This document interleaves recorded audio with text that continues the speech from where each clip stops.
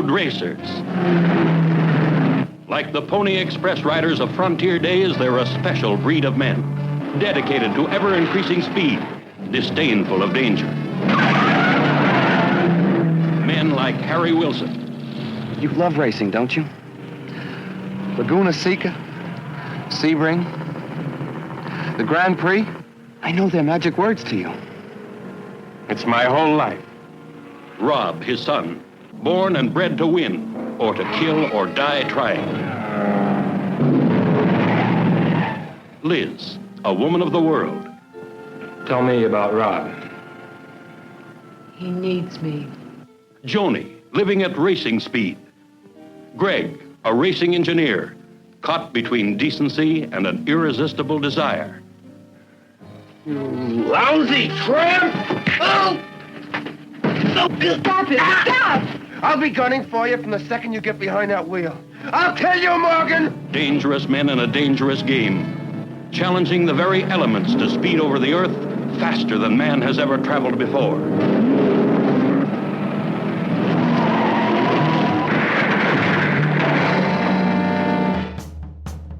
We're not talking about actors. We mean a real monster. I brought her back. She'll live and I'll get her another body. I know they're gonna catch me, but don't let anyone see me like that. Please, Doctor, help me! Biologically speaking, it's of primary importance that man should want to mate. Hey, that worked! You don't get all your kicks from surfing, do you? We want to be free to ride our machines without being hassled by the man. And we want to get loaded. You think you're gonna make a slave of the world? I'll see you in hell first! The American International Podcast. Are you ready? Hey, movie fans, you found the American International Podcast. I'm Cheryl Lightfoot. And I'm Jeff Markin. And today we're taking a spin with the Roadracers from 1959. Roadracers was directed by Arthur Swerdloff, written by Stanley Kallis and Edward J. Lasko, based on original story by Stanley Kallis, and was produced by Stanley Kallis for Catalina Productions. Roadracers stars Joel Lawrence as Rob Wilson, Marian Collier as Liz, Skip Ward as Greg Morgan, Sally Fraser as Joanie Wilson, Mason Allen Dinehart as Kit Morgan, John Shay as Harry Wilson, Irene Windust as Alice. Also appearing are Gloria Marshall as Sally the Waitress, Michael Gibson as the Bartender, Richard G. Pharo as Wilkins, Sumner Williams as Johnny, the mechanic, and Haile Chace as McKenzie. Now we open with a bell dinging and the logo coming up, and then we hear a race car revving. We see the title, and then a race photo collage with the song Leadfoot by Jimmy Madden playing. This is a really interesting opening because we haven't seen anything like this from AIP. And especially this early.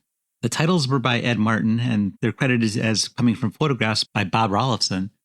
And they're kind of drawings of photographs, and then they go negative. It's kind of a weird effect. Yeah, I would almost say animated. They're not really animated, but they do change from the positive to the negative image, black and white, white and black. And it is kind of arresting, and we will see it later. And besides Ed Martin, who is credited with the titles, they also credit sports car graphics to Jay Connors, the aforementioned Ed Martin, Vic Fisher, Howard Maxwell, and Pat Shields. Yeah, it's pretty involved. And it takes quite a while to get through them. And as for the song Leadfoot, that's kind of strange too. Yeah, I think it's pertinent to the plot. However, it's not a great song. It sounds like somebody doing a bad Louis Prima imitation. It's a very growly tone of voice. Almost like Tom Waits would sound in 15 years hence. So once we're through this unusual opening credit sequence, the movie proper starts. We meet Rob Wilson. He's sitting in a race car. He's there waiting when two cars drive up, one containing Rob's mother, sister, and friend. Emphasis on the friend. And the other are two men who are there to time him. He's trying to qualify for this race, and he missed the actual qualification race, I guess. So they're making a special exception for this. His mom, Alice, tells us and them that he just got off a plane and he couldn't make the actual time trials. Rob's sister, Joanie, is there, as you said, and his friend Liz, who we're going to find out is his emotional support animal, is also watching. And then Rob takes off. The two men timing discuss how they're surprised to see that Rob is back in the game, especially at this track, because apparently he killed a guy here earlier. This gets mentioned a lot throughout the film. They're not going to let him forget it. No, and I think the Leadfoot from the title song is what they call him due to this incident that happened earlier where he went too fast. And he killed one Billy Johnson, who is mourned throughout the film. I think Billy Johnson is used more as a cudgel to control Rob rather than anyone actually caring about his life and death. Joanie asks her mother when she's going to be able to see her dad. She says it will be nice to see her parents together again. It's been a long time since they've been a family. So Rob completes the time trials and he will make it into the race, according to the officials. However, this opens up a new array of problems. Rob's dad, Harry, is going to be at the track tomorrow. Joanie wants her parents back together, but Rob is apprehensive about seeing his dad again because Dad blames Rob for the crash that killed Billy and he just can't move past that to forgiveness. Rob's mom wants him to make up to his father, and Rob says that he'll meet his dad halfway, but no more. He says the incident is like something from a bad dream to him, and he's gotten past it. Or so he says. Alice and Joanie leave, and Liz, Rob's special friend, stays behind and says that his mother keeps looking at her like a bride. She wonders if she should have gotten on the plane with him in Milan, where they're coming from. But Rob tells her to give it time and maybe she'll come around. But Liz is going to hold him in the friend zone, which is the place that she's openly acknowledged that is his only option, no matter what Rob would like to believe. Then Liz pats Rob on the head and tells him that they're going to be late for dinner if they keep hanging around here. Then we cut to the next day. We're at Monterey, and cars are racing. Rob gets notification that he's officially qualified. Apparently the timing he did yesterday was just to make sure he could qualify time-wise, but the officials still had to acknowledge that he could be in the race. Sort of like he applied yesterday and today found out he got the job. Then a voice comes over the loudspeaker announcing that Rob Wilson will be driving in the race. You may remember a few years ago when he killed a guy on the track and left the sport in disgrace. Thanks, Captain Exposition. Harry hears this announcement and it stops him in his tracks. This is Rob's father. It's hard to convey this in just talking about it, but everyone gives the camera the most dramatic looks at all times. Liz arrives at the track, but no longer has any time for Rob now that she spots the other racer, the hunky Greg. This is Greg Morgan, and she sees him working on a car. As we'll find out, they have a past. And Greg drives for Harry, who, as we said, is Rob's father. And now is his rival. Alice and Joanie go over to Harry.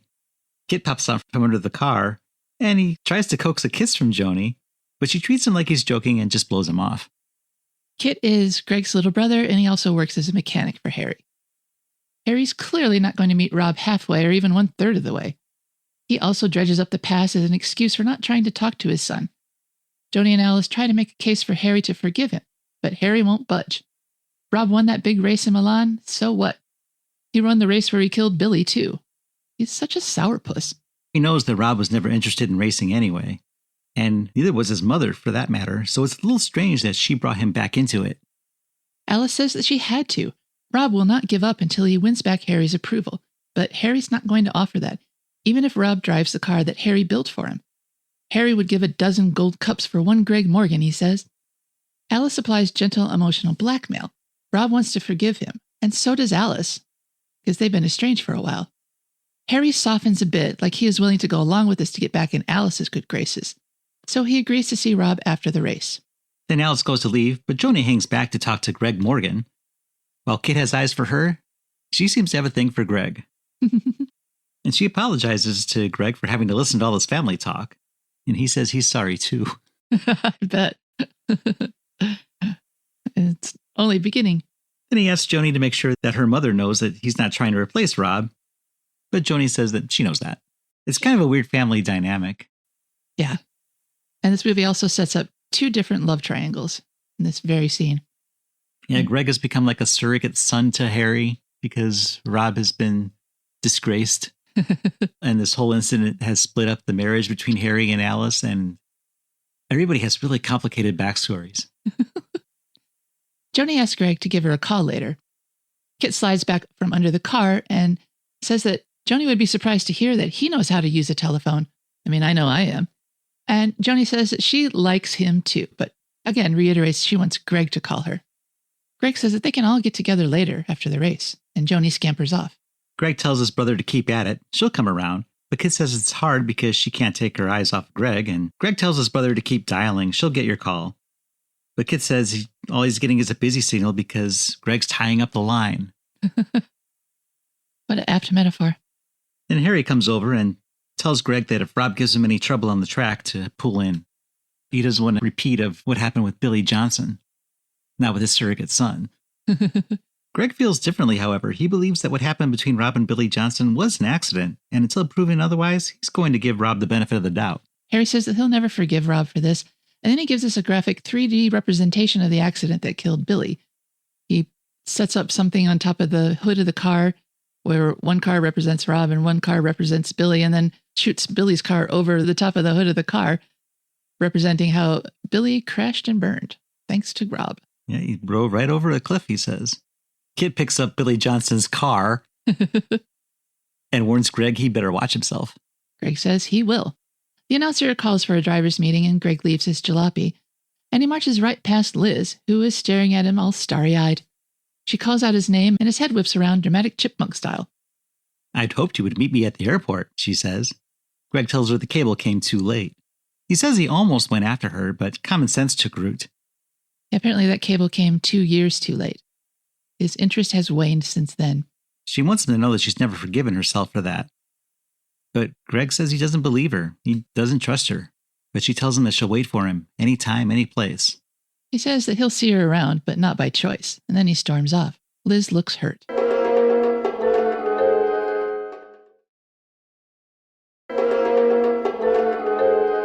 And now we're off to the races. The announcer says that all qualifying cars are in for this 25-lap race. Greg Morgan is driving car number 70. Rob Wilson is driving car number 204. Then the cars race. They make a lot of left-hand turns. The track's pretty long. It's not just a circle like a NASCAR race. It goes through the landscape of wherever they are. Monterey, California. Yeah, there's a lot of shots of the cars driving and people's heads whipping from one side to the other as the cars go by. And we find out from the announcer that one turn on this racetrack is called Leadfoot Alley, as only one driver at a time can go through it. And I believe that's where the accident happened last time. I was wondering, wouldn't Bottleneck Alley be a better term for it? Anyway, the race seems to be presented in real time because this eats up a lot of the movie's runtime. Toward the end of the race, as they head into Leadfoot Alley, Rob has to pull back because, as we said, only one car can make it through and Greg's in the lead. This makes Harry smile. Now Rob pulls alongside Greg's car in time to finish a close second behind him. Everyone drives in, and Rob congratulates Greg on the win. Greg admits it was neck and neck, and if Rob hadn't pulled back in Leadfoot Alley, one of them would have been run off the road. Rob says that once Greg showed him his tailpipes, he didn't feel he had a choice but to pull back. He asks Greg what he's got under that hood. Greg says his blood and sweat and Harry's spare parts. Sounds kind of homoerotic. It's not, though. Harry comes running up. Great race, Greg. But he stops when he sees Greg talking to Rob. There's a tense moment when Harry and Rob see each other at last. They face off with a parking space between them, and then they rush into each other's arms. But this happy reunion lasts 1.8 seconds, and then Dad starts to pressure Rob to join his racing team. He wants to start a new lap chart for the two of them. Rob says he doesn't want to race against him, but Harry meant on the same team, like the old days. Rob wants to talk about this later, but Harry doesn't understand the word. Rob thinks racing as a team won't be good for their relationship, but Harry is a dog with a bone on this. This is a very dramatic conversation, judging by the overacting. Rob tells his dad he knows racing is his whole life, but it's not Rob's. He doesn't fit in here. Harry says, "What are you talking about? You just almost won here. You did win in Milan." And Rob's like, "Yeah, but..." And Harry jumps in again. He's got a surprise. He wants Rob to quit the team that he was on in Milan, which Rob was going to do anyways, and Harry wants him to drive for his team in the Grand Prix next week. In the car he and Greg both built together. Harry's really excited by this idea. The problem is, Harry still doesn't get it. So Rob has to try and say this in a way that won't hurt Harry's feelings, but that's not possible. So he just blurts out, "I hate racing." Harry is aghast, and he can't hide his disappointment. No, but he doesn't say anything for once. It takes him a while to process the nonsensical words that just came out of his son's mouth. Rob says he's sorry. He's glad that his father wants him, but does he have to be hurt?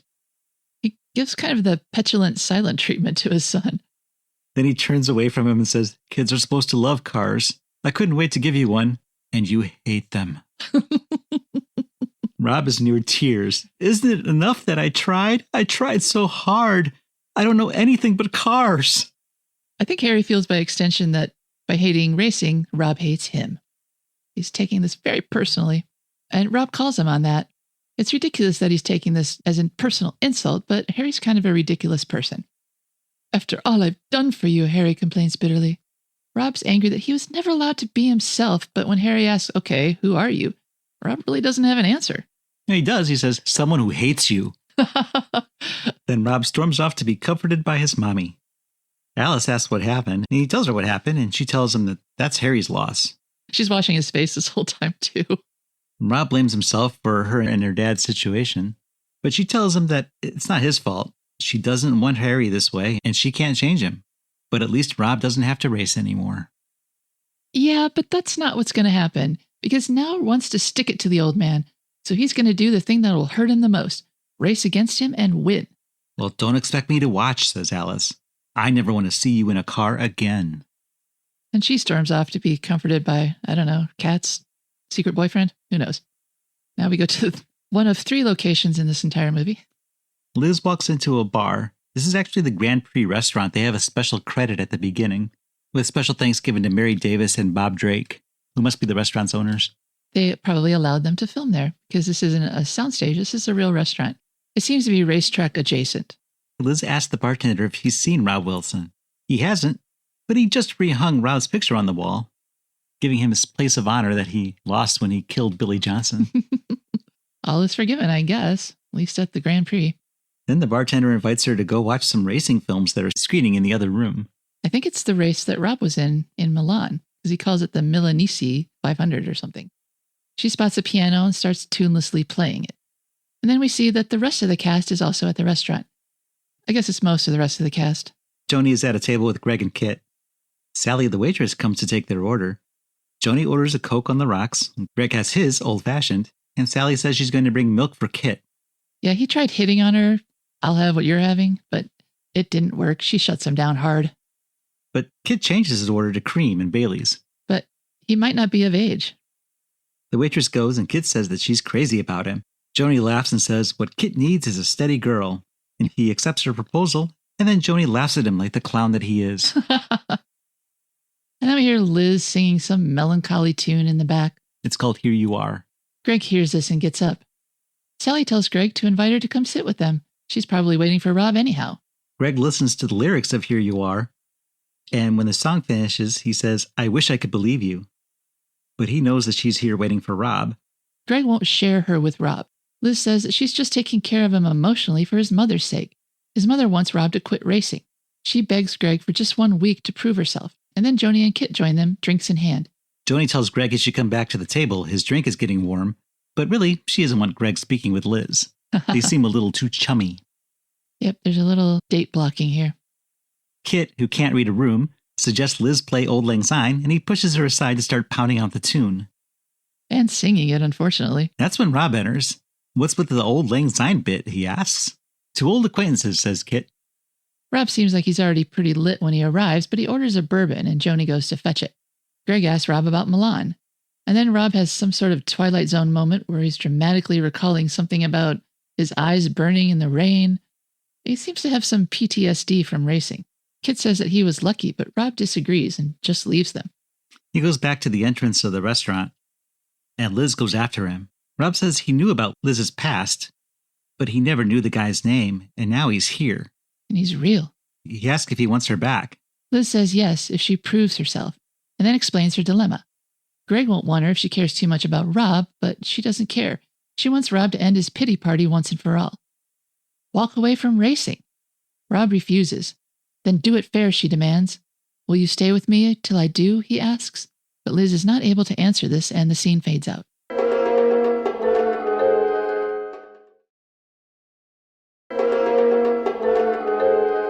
And now, more racing. Yay!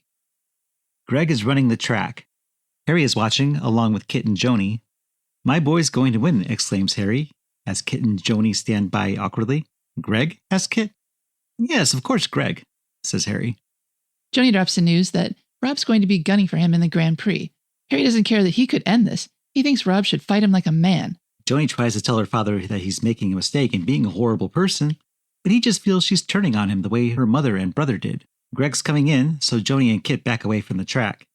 Greg's made good time, and Joanie and Kit share an embrace. It's a little awkward. Every interaction in this movie is quite awkward. But before it can verge on romance, Rob pulls up in his race car, and Liz drives her car up there too. Rob sees Liz go up to Greg and starts obnoxiously revving his engine so that nobody can hear what they're saying. Rob starts pushing his father into racing against him now. Greg would rather wait until the Grand Prix when it's official, but Harry wants to face this challenge. So he volunteers Kit. He always wanted to be a driver. Kit jumps into the car, and Greg tries to stop him, saying that it's okay, he'll drive.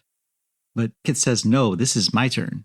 And then the race is on, and they go around the track for a while, and Rob crowds Kit off the track by bumping his car, and Kit spins out into the field.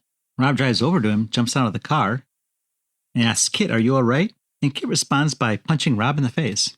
A couple times. He gives him a beatdown. Joanie goes over to Kit to get him to lay off her brother. Harry looks pityingly at his son, and Rob absorbs this and climbs back into his car. Joanie implores Liz to help him, but when Liz takes one step towards Rob, Greg pulls her back. Greg barks, face it, Joanie, he's sick, and Rob drives away as Joanie walks off by herself into the field. Kit tells Greg to lay off of Joanie. She wasn't the one who was driving.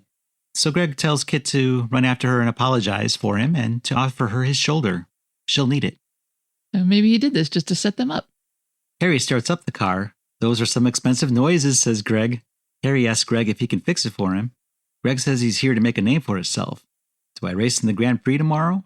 And we cut to a new scene where it tells us the answer is yes, because we see Greg helping with the car repairs. Later, we see Joanie and Kit having a moment sharing high school memories. Kit says that in 9th grade he was in love with her, but Joanie calls him out because I guess he read a love poem to another girl. But that fight's soon over, and then they kiss. And it looks like that they succeeded repairing the car because it's good to go tomorrow. Harry tells everyone to get cleaned up. They're going to go out and celebrate. Now we're back at the Grand Prix restaurant. It seems Rob has lost his place of honor on the wall due to the day's incident. Yeah, he's there drinking up a storm, and that's not good. He drunkenly banters with Sally the waitress. When Greg, Liz, Harry, Joanie, and Kit come in, and they take a table. Rob gets up and staggers over to them. On his way to the table, he asks the waitress to play a specific song on the jukebox. He says he was looking for something he lost. He picks up a lamp that's on the table and examines everybody. Oh, there it is, he says. I lost my father. And I lost you too, didn't I, Liz? And then the jukebox kicks in with the song that was his and Liz, according to Rob. Harry sees what's going on here and sends everyone away except himself so that he can confront his son. And that's when Sally the waitress comes over to put 5 drinks on the now nearly unoccupied table. Buying me any more? Rob asks. Harry says that Rob has already cost him his home and his wife. What else does he want from him? Money? Love? Suggests Rob. Harry says he's beginning to like the idea of Rob quitting racing. It's what Rob wanted anyway. But Rob tells him not yet. One more race. You'll never beat me, Harry says, messily pushing the table and toppling the drinks. And then Rob slumps down in the booth. And now we see where Greg and Liz have gone off to. They're having an intimate dance by her pool, his pool, somebody's pool. First I thought they were naked, but they're just in swimsuits. Drunken, unstable Rob pulls up in the driveway. Liz hears this and hurriedly changes into a house dress to go greet him. Rob says he needs her help. He feels like he's falling and he needs someone to hold on to. He's being really weird. And kind of scary. She tells him to go see a doctor. A head doctor. Just then, Greg throws open the door. Get out of here, Rob. Rob calls Liz a lousy tramp, and Greg grabs Rob and flings him against the wall and slaps him silly. Liz tells Greg to stop. Rob can't help himself. Why not, asks Greg. Greg wants to know why Liz has to help Rob function. Rob needs a psychiatrist. Rob maintains that there's nothing wrong with him, and then he threatens to kill Greg in tomorrow's race. Greg says, bring it, and then makes some profound comment about how it's the horsepower inside a man that counts, not under the hood, and then Rob tears off. Liz tells Greg that Rob won't back down, so maybe Greg should. Greg tells her that he came from nothing. He was racing in scrapped-together beaters back when Rob was racing in custom jobs. He's worked too hard to back out now. He's not some spoiled racing brat. And now, finally, it's the day of the race. It's the big Grand Prix. Contrary to what she promised earlier, Rob's mom has shown up. But she wants to pull Rob's car out. It is hers, after all. She's the one putting up the money for all this. Rob pleads with her not to do that. He says he came back from Europe at her request and did everything as she asked. He just needs to race one more time. Rob's mom caves and allows it, after Rob promises that after this, he'll never race again. Uh-oh. Kind of ominous there. Meanwhile, Harry and Liz go over to Greg's car. Greg is mad because he told Liz not to come, but she not only came, she tattled on him. Liz had told Harry what happened last night. So Harry says he isn't going to let Greg race today. They're going to pull him from the race for his own protection. But Kit is ready and able to take his place. Yep, Rob's beef is not with Kit, it's with Greg. Greg refuses to do this, but Harry threatens to give him the black flag that will disqualify his car, and then nobody can race. Unless Greg gets out of the car. Kit gets behind the wheel, and before he drives off, Greg advises him to use his position in the front of the pack to pull ahead, and stay ahead of Rob, who's going to be back with the others. The race is on. Cars drive around for a while. Rob is crowding in on Kit's car. Greg tells Harry to throw the flag and have Kit come in for a pit stop. No, says Harry. Greg realizes that Rob doesn't know that he's racing against Kit, not Greg, and Harry knew that would happen, and went ahead with his plan anyways. Greg demands that he pull Kit's car out, but Harry refuses. Rob didn't kill Billy Johnson. You did, says Greg. He grabs the flag and signals Kit to come in, but Kit disregards it anyway. And Alice goes up to Harry, where they share a bitter conversation about how they both conspire to ruin their son. She tells Harry that this is a problem Rob has to fix for himself. If he can. And then for the next leg of the race, Rob and Kit are neck and neck, dangerously crowding each other. Kit's car starts to smoke, so he finally makes a pit stop. While he's stopped, Greg pulls Kit out of the car and takes over driving himself. Liz doesn't look thrilled about this. Well, why is she there? The race continues. Now we're on lap 35. Rob Wilson is in the lead. Greg comes up and goes into second place. Yeah, he makes a major comeback after his unscheduled pit stop. And now we're in the 45th lap and things start to get weird. Quite. We see that title sequence with the reverse images, the negative images, and pictures of Rob going black and white and then white and black. And he's running through all the things that people have said to him throughout the movie about how he's a jerk and he should stop racing and he's going to cause another accident or whatever. It just goes on and on for a while. These are his flashbacks and probably the results of his PTSD. Yeah, that could be. They don't really address that, but it does seem a little obvious to us. Rob hears himself tell him to wake up, and he does. And then he rolls his car off the track, and Greg wins the race. Kit and Harry pull Rob from the car. We're taking you home, son, says Harry. And Harry, Alice, Joanie, Greg, and Liz take him home. I have a feeling, though, that Greg is going to keep Liz from tending to Rob from now on. I'm sure you're right. I'm kind of surprised Greg is here because he just won a race, and I would think he'd have other things he'd have to do. Yeah, you get your picture taken, you get to drink the milk, or they pour stuff over your head, get some flowers. I guess this was more important, and they can do that later. And anyway, then the credits roll, and, well, that's the end.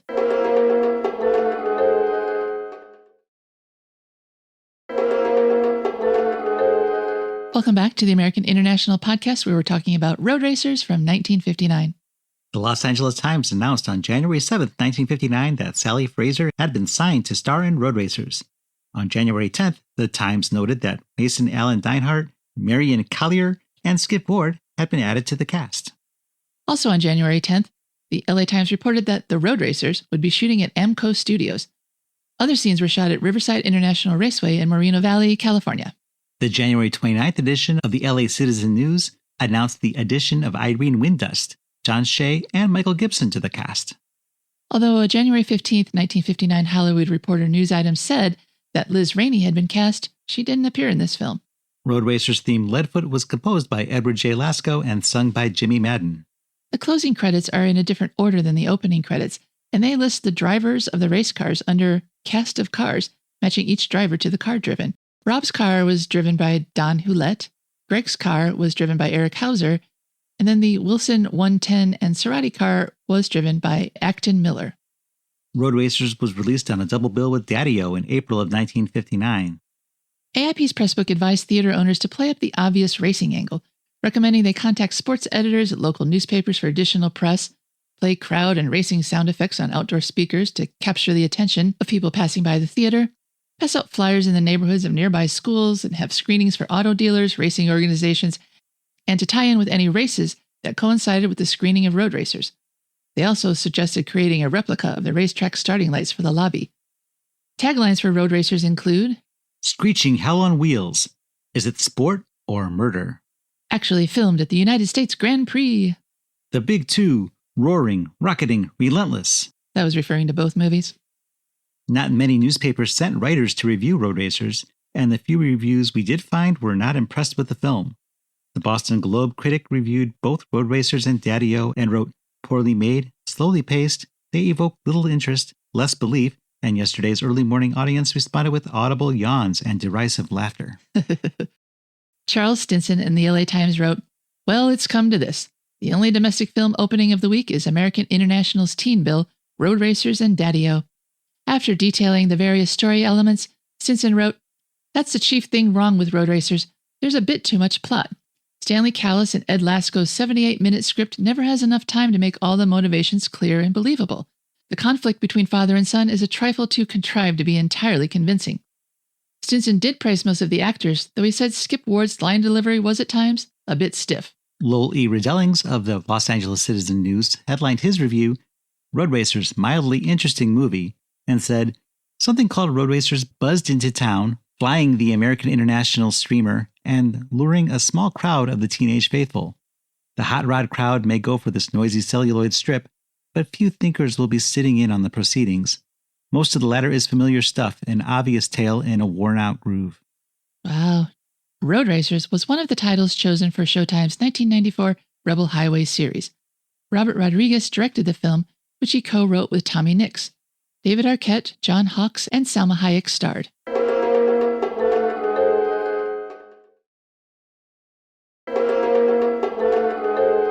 But it didn't take very long to discuss Roadracers, the plot, the scant information available on the internet.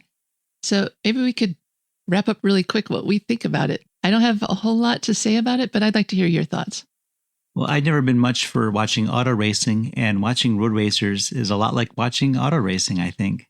They do use a lot of the movie's runtime to show cars racing around the track. They do try to condense it a bit. We don't literally watch the entire race, but it feels like it.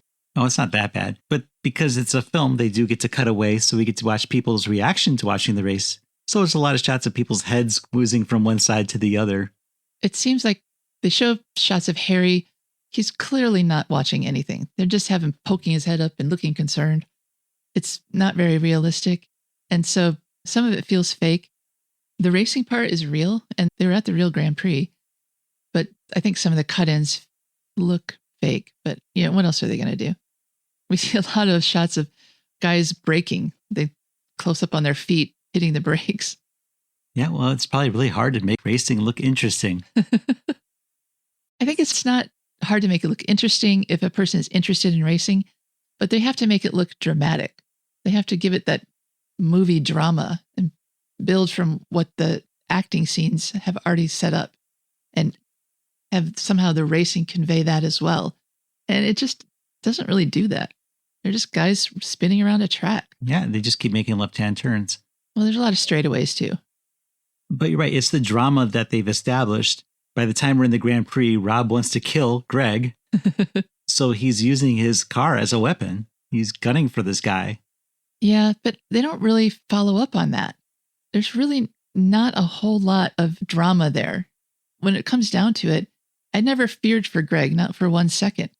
He didn't seem to be in any real danger. Because when it came to the clutch time, Rob goes into his own head and starts recalling the entire movie in the opening credit sequence. I'm surprised I didn't play Leadfoot over that. Well, I think that was part of the problem with the whole movie is that there's all this drama, but it's all from characters that aren't at all likable. No, and the drama is so dramatic. I mentioned the dramatic chipmunk thing that Greg did. It literally looks like that. There's only one actor in this whole movie that we even recognized, and that's Sally Fraser, who was in War of the Colossal Beast and It Conquered the World. Everyone else was new to us, and they're not really that good. It's a really small cast. They all have a lot of arguments they have to have with each other. There's a love triangle. There's another love triangle. People yell at each other. There's all this family drama. And it's just community theater level acting here. No, it's not even that good. I've seen a lot of good community theater. And this is just hammy, bad soap opera stuff. There aren't a lot of car racing movies in the AIP catalog, but there are a few. We've done Fast and the Furious, which had a little bit of that. Yeah. And maybe it's because there wasn't as much of the racing, but I didn't find it as annoying in that film. It was more balanced because there's enough real tension, real suspense. The most unforgivable thing that I feel about this movie is that it did nothing with that Leadfoot Alley thing that they set up for the entire movie. There was no driving into that one car only per lane. They set it up and it never happened. The way it should have ended is that Rob and Greg almost get in an accident, but it's Rob that is the one who gets hurt this time. I thought that's how it did happen. No, they never mentioned that they were in that one section of the racetrack where only one car could go through. It never came up. Rob just has this weird flashback, and all of a sudden he's rolling himself off the track. Greg didn't do that. He did it to himself. I guess that's the setup. The setup was that Rob caused his own accident instead of killing someone else this time. And then it's over. Everyone forgives him, I guess. They're going to take him away for psychiatric evaluation probably. And it's over. There's no time to even process that, to see what happens next. Not that I care, but neither does the movie. If I was going to describe this movie, it would be cars racing and a lot of dramatic head turns. Yeah, that's all it boils down to. And it's really disappointing for all that. The relationships are all strange. The only character I remotely liked was Joanie.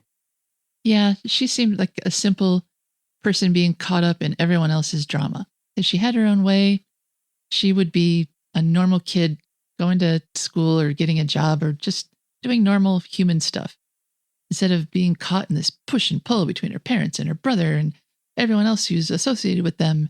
I would get very tired of that. One would think that either Harry or Rob, they tried to make a character that you could get behind, so you could get behind the father-son relationship. But neither of those people are likable at all. No, how do you choose sides when you hate them both? You can't. For me, it boils down to this movie is too dramatic and too boring, which is weird because those two descriptions shouldn't apply to the same movie, yet they do. You had mentioned how the end credits are in a different order than in the opening credits. And I noticed that it's different even on the poster. On the poster, Sally Fraser has first billing. Huh. Joe Lawrence is given third. He played Rob. Right. And Mason Allen Dinehart, who's Kit, on the poster, he's credited as Alan Dinehart Jr. Well, that's not unusual. When AIP does their posters, usually they haven't even shot the movie yet. So it's possible that they didn't want to go back and change them. Well, it's not the first time we've seen names change from the poster to the film. Right. Credited as, rather than how we know them. But I just thought it was interesting and worth noting. It was kind of weird after the last few 50s AIP movies that we've done to see one that didn't have Lou Russo, it didn't have Edward Kahn, it didn't have Raymond Hatton. The cast of characters that we're used to seeing in these period racing AIP movies aren't there. What's also interesting is so many of these movies we've watched have opening credits from the windshield of a driving car, and there's a movie about driving cars. And it shows this weird, what would turn out to be kind of a dream sequence later in the film instead. Yeah, they went arty, I guess, instead of taking the stock footage of a camera in the front seat of a race car driving around a track. And the song is so bizarre. Yeah, I don't like it. We're used to hearing these jazzy scores on these AIP films too. And this one sounds like an old guy trying to rap. Well, he's talk singing or sing talking. All right, I think we've spilled all the comments that we have about this movie. Let's rate it using our AIP scale, where A is awesome, I is intermediate, and P is pathetic. What you got, Jeff? I can in no way say that this is a good movie. There's so much wrong with it. I did have a lot of fun talking about it with you because it was so bad. But as a watch, there's no reason to watch this other than to check it off a list. It's not one I'm going to be revisiting anytime soon, if at all. There may be brief moments that I might look back on and say, oh yeah, that was kind of cool. But taken within context of the entire film, it's not worth going back to revisit. This one's easily a P for me. I did not care for it. What are your thoughts? I have to agree with you. Well, no, actually, I don't agree with you. I don't think anything in this movie was cool, honestly. Some of it was very funny, but not intentionally. And some of it was mildly interesting. But mostly, I'm very disappointed in this movie. And I can't imagine it was a big hit. I didn't find out anything about how it did at the box office, but this seems just to be a seat filler, if even that. They release it one month and then the next month there's a new movie to replace it. That's probably just like it. Honestly, I wish we had landed on Daddy-O instead of this one when we chose it. And I agree with you. This is not anything I would ever watch again. It's easily a P for me. So we agree. It's a P, but having to watch it a second time, I didn't dread it like some of the ones that I would dread a second time, knowing that I wasn't going to like it. Yeah, at least we knew what to expect. We'd watched it. It's a very simple movie. It's racing and family drama. There's not a complicated plot. It doesn't take a lot of mental energy to watch this. So, I don't know, maybe if someone puts it on and you can't find the remote. It's complicated in the love triangles. Well, Greg is the pinpoint of each triangle. But he only has eyes for Liz.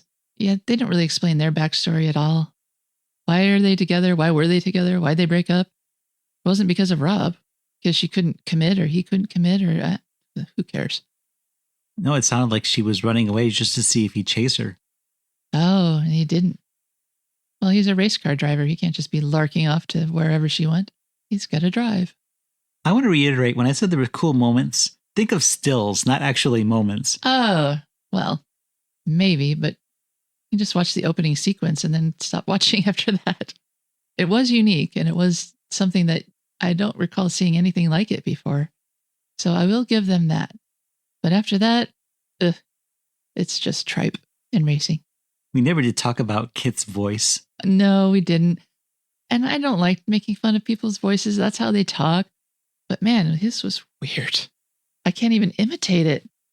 I kept calling him a clown in my commentary here, and he had the voice of a clown. So it just seemed a natural thing to do. I don't know if I call him a clown, because clowns to me sound like bozo. And he sounded, how do you put this? His voice. Oh boy, I'm going to hear you today. Yeah, like that, but deeper. Like a really deep voice, but also some affect to it that just makes it sound like he's kind of slow, honestly. He doesn't sound too bright. No, I don't know of anybody who's ever had a voice like that before. No, me neither. Maybe we'll find it again someday, and then we'll remember him.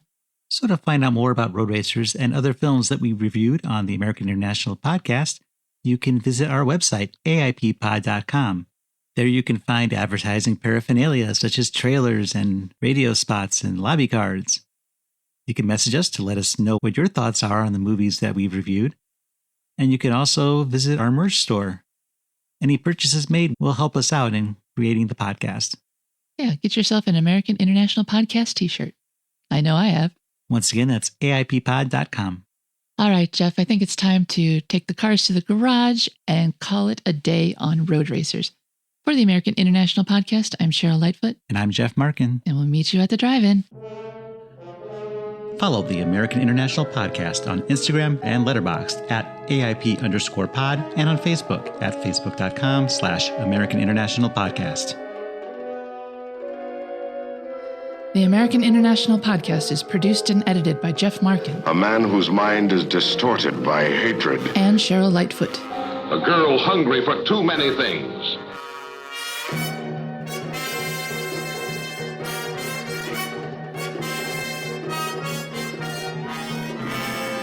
The American International Podcast is part of the Pop Culture Entertainment Network.